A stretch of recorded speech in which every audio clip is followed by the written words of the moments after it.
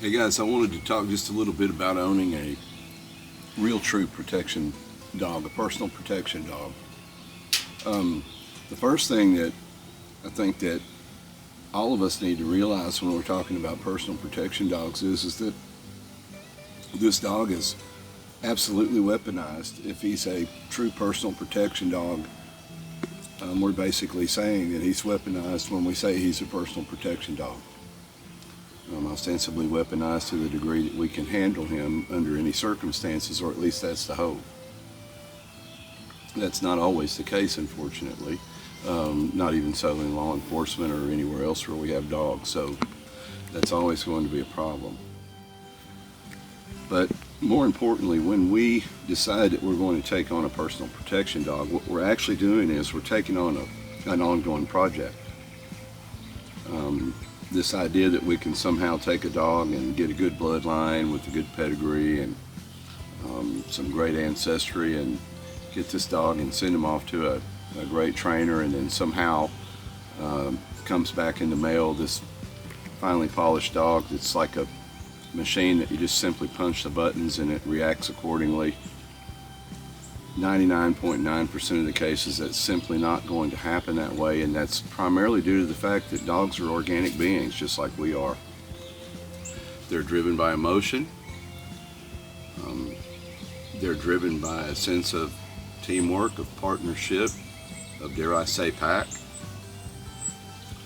They're very social individuals as dogs, and in order for us to have any expectation that a dog is going to be willing to fight for us, doesn't it stand to reason that we need to have a really good relationship with this dog in order for him to have this kind of desire to protect us?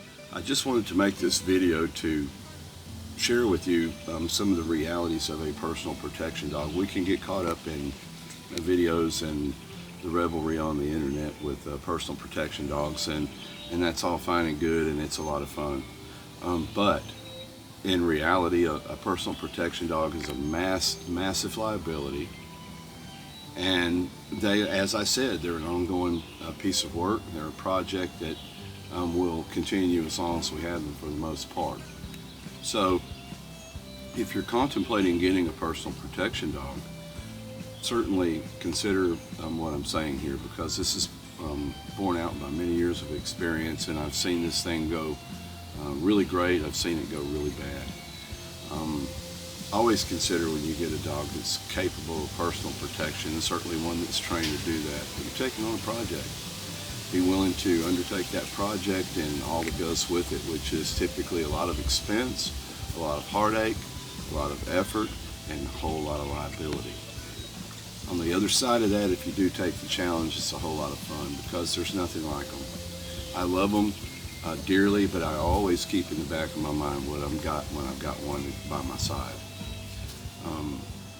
We'll talk again about some more details of owning personal protection dogs and what goes into it in the next video.